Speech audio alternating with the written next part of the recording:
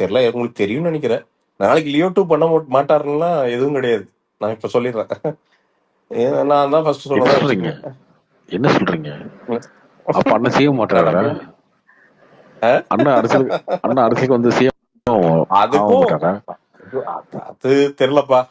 CM அதிர்ச்சியா எல்லாம் இருக்கே அவ்வளவு இந்த தகவல்.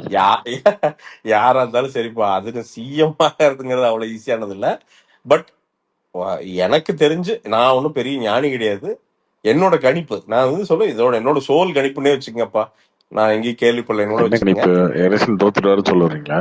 இல்ல அப்படி கிடையாது. லியோ 2 அப்புறம் பண்ணுவாருன்னு எனக்கு லியோட்டி எப்படிங்க வரும்? லியோட்டி எப்படிங்க வரும்? என்ன பாப்போம். எம்ஜிஆர் சிஎம் ஆனதுக்கு அப்புறம் மதுரை வீட்டு சுந்தரபாண்டியன் வந்து நைட் போய் நடிச்சுட்டு வந்தவர் நடிச்சுட்டு இருப்பாருன்னு. சரி பாப்போம். ப்ரோ பவன் கல்யாண் பண்றாருல டெப்டி சிரிக்காதீங்க, சிஎம் பதில் சொல்லுங்க. படம். யோ பதில் சொல்லுங்க. என்ன நடிப்பாரு? என்னைய நடிப்பை பேலன்ஸ் பண்ண முடியாதா என்ன? நீங்க கூட தான் இப்போ இது அதிமுக கூட தான் பிஜேபி கூட கூட்டணியே வைக்க மாட்டேன்னு சொல்லிச்சு. அப்புறம் போய் நீ குத்த வச்சுக்கொண்டு இருக்கலையா? அந்த மாதிரி ஏதோ நடக்கையா ஒரு சின்ன ஓகே நடிச்சுட்டே நான் வந்து அரசியல் பார்த்துக்கிட்டுன்னு சொல்லலாம். இதுல என்ன வருஷம் ஒரு படம் நடிச்சுட்டு அரசியல் பார்த்துக்க முடியாதா என்ன? தாராளமாக பண்ண முடியும். சினிமாக்கு நல்லதுயா? இல்லைங்க, அவர் போட்ட அறிக்கையிலே அது போடலைங்க. என்னன்ட்டு அறிக்கை அப்படி பார்த்தா கமல் சார் கமல் சார் தான் கமல் சார் தான் சொன்னாரு. மாட்டேன்னாரு. அப்புறம் வரலையா? எங்காலும் வரலையா?